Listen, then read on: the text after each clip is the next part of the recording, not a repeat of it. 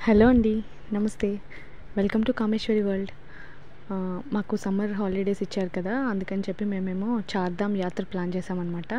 ఇది డే 1 మేము ఎయిర్‌పోర్ట్‌లో తీసుకున్నాము ఫోటో. అండ్ ఇది ఇండిగో ఫ్లైట్‌లో మాకు టికెట్స్ బుక్ అయ్యాయి. మేము వైజాగ్ నుంచి స్టార్ట్ అయ్యి ఫ్లైట్‌కి నైట్ 11కి అలా ఫ్లైట్‌ని క్యాచ్ చేసామన్నమాట.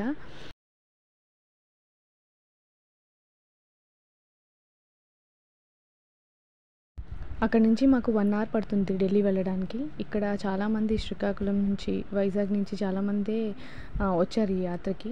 ఇదిగోండి ఇది చూపిస్తున్నా కదా! అది సౌత్ ఇన్ అని చెప్పి అక్కడే మాకు ఇచ్చారనమాట రూమ్స్ అవి. చాలా చాలా బాగుంది. ఫస్ట్ డే చాలా బాగా అనిపించింది. ఆ రూమ్స్ అవి చాలా క్లీన్‌గా, నీట్‌గా ఉన్నాయి. ఇదిగోండి చూపిస్తున్నా కదా! డబుల్ కాట్ బెడ్ ఒకటి ఇచ్చాడు. ఆ పక్కనే సోఫా కూడా జస్ట్ కూర్చొని రిలాక్స్ అవ్వడానికి అలా ఇచ్చారు. ఇంకా ఇదిగోండి బాల్కనీ. చాలా చాలా బ్యూటిఫుల్ బాల్కనీ ఇది. వ్యూ చాలా బాగుంది.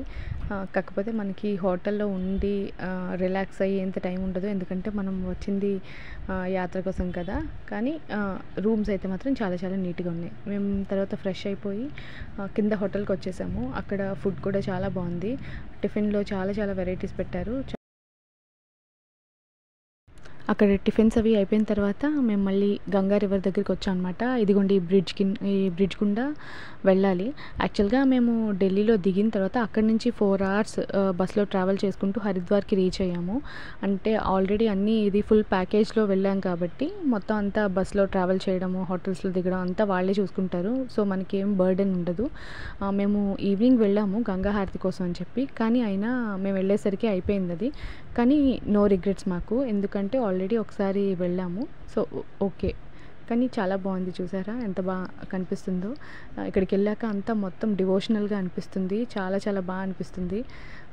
చాలామంది స్నానాలు చేసేవాళ్ళు చేస్తున్నారు. కాకపోతే మేము మరీ అంత చల్లగా ఉంది కదా అందుకని చేయలేదన్నమాట.